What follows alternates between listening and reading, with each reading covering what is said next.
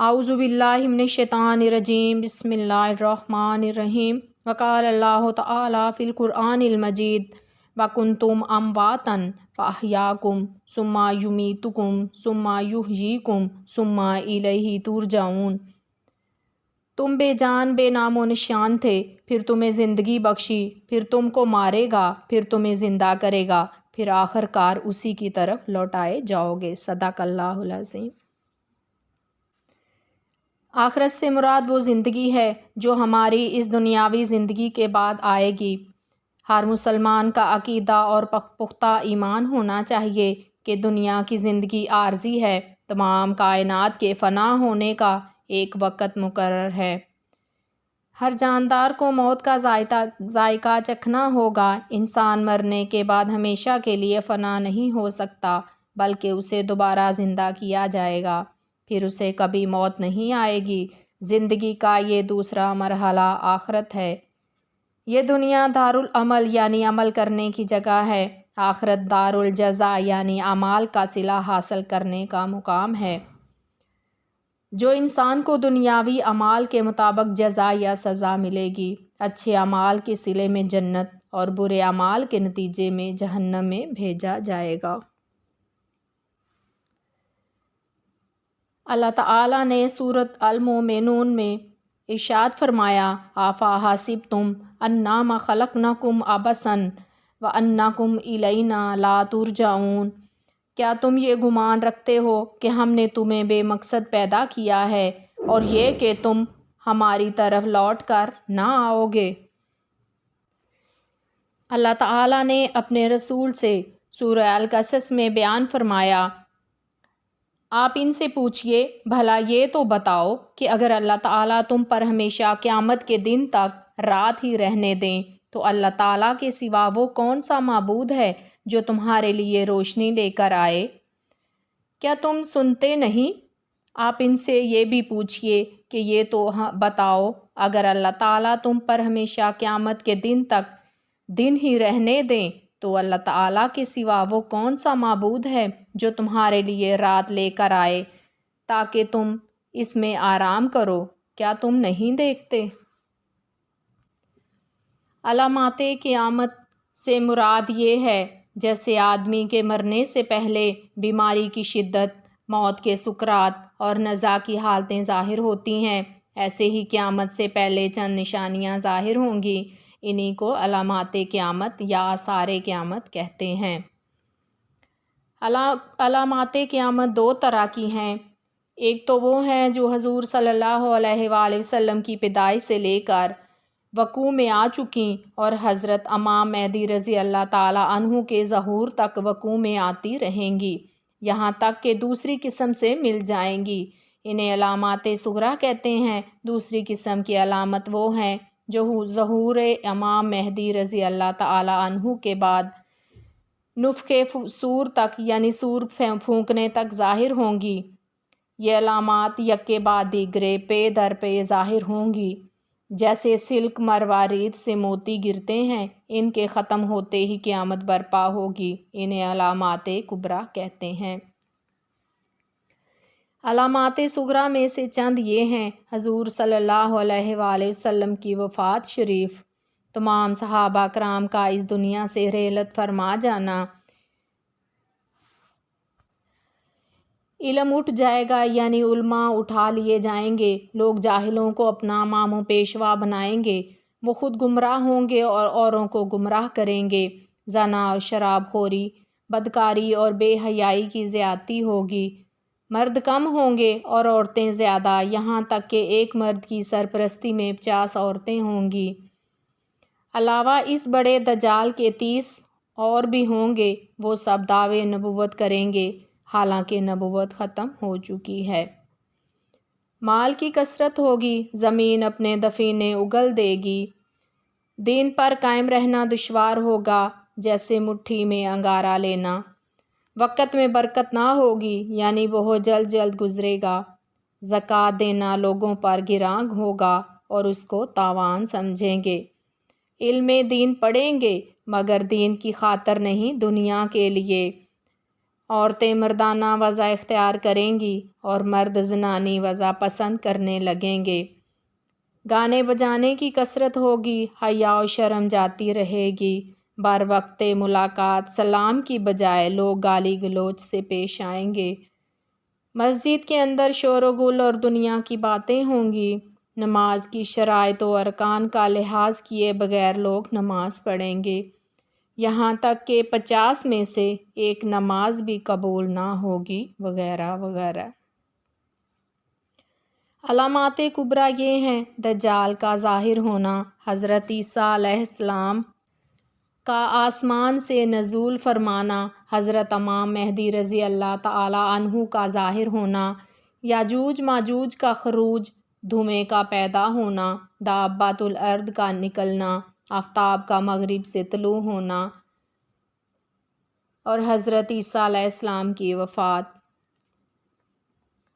دجال قوم یہود کا ایک مرد ہے جو اس وقت بحکم الہی دریائے طبرستان کے جزائر میں قید ہے۔ یہ آزاد ہو کر ایک پہاڑ پر آئے گا، وہاں بیٹھ کر آواز لگائے گا۔ دوسری آواز پر وہ لوگ جنہیں بدبخت ہونا ہے اس کے پاس جمع ہو جائیں گے، اور یہ ایک عظیم لشکر کے ساتھ ملک خدا میں فطور پیدا کرنے کو شام و عراق کے درمیان سے نکلے گا۔ اس کی ایک آنکھ اور ایک آئیبرو بالکل نہ ہوگی۔ اس کے ساتھ یہود کی فوجیں ہوں گی۔ وہ ایک بڑے گدھے پر سوار ہوگا اور اس کی پیشانی پر لکھا ہوگا کافر، یعنی کافر، جس کو ہر مسلمان پڑھے گا اور کافر کو نظر نہ آئے گا۔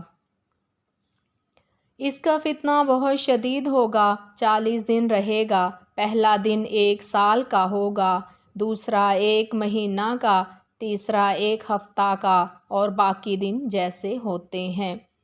وہ بہت تیزی کے ساتھ ایک شہر سے دوسرے شہر میں پہنچے گا، جیسے بادل، جیسے ہوا اڑاتی ہو۔ وہ خدائی کا دعویٰ کرے گا۔ اس کے ساتھ ایک باغ اور ایک آگ ہوگی جس کا نام جنت و دوزخ رکھے گا، مگر وہ جو دیکھنے میں جنت معلوم ہوگی وہ حقیقتاً آگ ہوگی، اور جو جہنم دکھائی دے گا وہ مقام راحت ہوگا۔ جو اسے مانیں گے ان کے لیے بادل کو حکم دے گا، برسنے لگے گا، زمین کو حکم دے گا، کھیتی جم اٹھے گی۔ جو نہ مانیں گے ان کے پاس سے چلا جائے گا، ان پر قحط ہو جائے گا، ویرانے میں جائے گا، تو وہاں کے دفینے یعنی دفن شدہ لوگ شہد کی مکھیوں کی طرح اس کے پیچھے ہو لیں گے۔ اسی قسم کے بہت سے شعبدے دکھائے گا، اور حقیقت میں یہ سب جادو کے کرشمے ہوں گے جن کو واقعیت سے کچھ تعلق نہیں۔ اس لیے اس کے وہاں سے جاتے ہی لوگوں کے پاس کچھ نہ رہے گا۔ اس وقت میں مسلمانوں کی روٹی پانی کا مکمل ان کی تسبیح و تحلیل دے گی، یعنی وہ ذکر خدا کریں گے اور بھوک پیاس ان سے رفع ہو جائے گی۔ 40 دن میں حرمین طیبین یعنی مکہ معظمہ اور مدینہ منورہ کے سوا تمام روئے زمین کا گشت کرے گا۔ حرمین شریفین میں جب جانا چاہے گا فرشتے اس کا منہ پھیر دیں گے۔ جب وہ ساری دنیا میں پھر پھرا کر ملک شام کو جائے گا، اس وقت حضرت عیسیٰ علیہ السلام نزول فرمائیں گے۔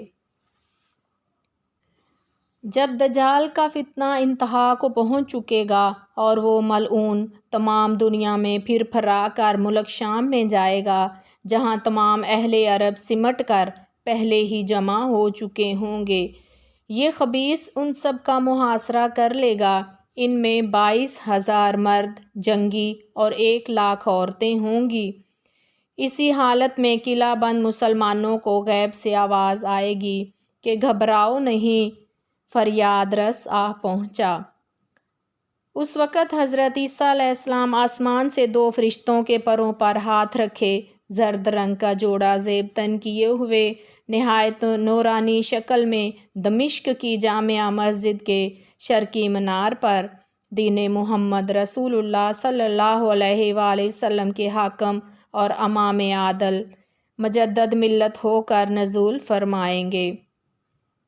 صبح کا وقت ہوگا، نماز فجر کے لیے اقامت ہو چکی ہوگی۔ حضرت امام مہدی جو اس وقت جماعت میں موجود ہوں گے آپ سے امامت کی درخواست کریں گے۔ حضرت عیسیٰ علیہ السلام حضرت امام مہدی کی پشت پر ہاتھ رکھ کر کہیں گے، آگے بڑھو، نماز پڑھاؤ کہ تکبیر تمہارے ہی لیے ہوئی تھی۔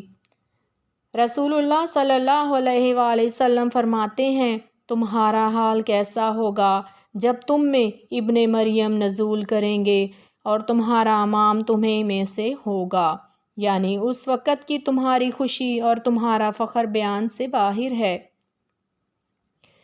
کہ روح اللہ باصفت نبوت و رسالت تم پر اتریں گے، تم میں رہیں، تمہارے معین و دیار بنیں اور تمہارے امام کے پیچھے نماز پڑھیں گے۔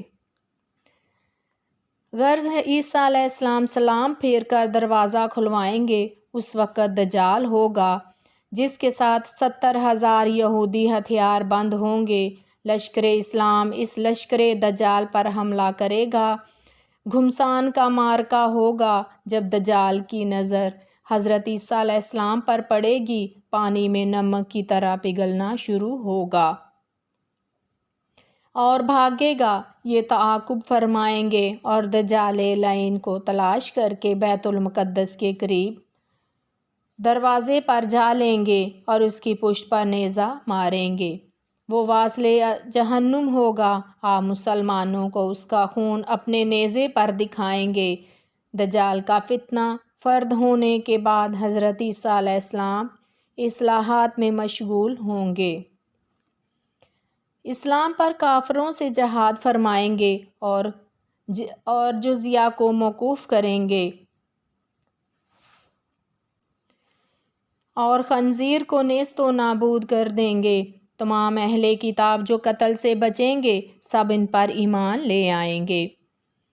ان کے زمانہ میں اللہ عز و جل اسلام کے سوا سب دینوں اور مذہبوں کو فنا کر دے گا۔ تمام جہان میں ایک دین اسلام اور ایک ہی مذہب اہل سنت آپ کے زمانہ میں ایک ہی مذہب اہل سنت ہوگا۔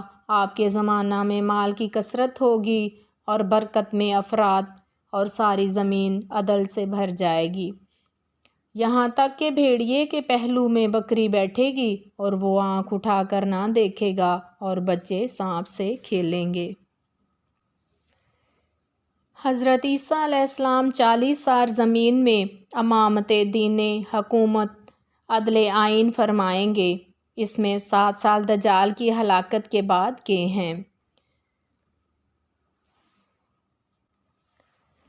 آپ نکاح کریں گے، آپ کی اولاد بھی ہوگی۔ مزار اقدس سید عالم صلی اللہ علیہ وآلہ وسلم پر حاضر ہو کر سلام عرض کریں گے، قبر انور سے جواب بھی آئے گا۔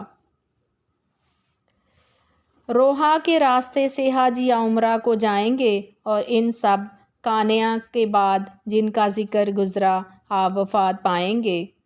مسلمان ان کی تجہیز و تکفین کریں گے، نہلائیں گے، خوشبو لگائیں گے، کفن دیں گے، نماز پڑھیں گے اور حضرت سید الانبیاء علیہ الصلاۃ والسلام کے پہلو میں روضہ انور میں آپ دفن کیے جائیں گے۔ وما علینا الا البلاغ۔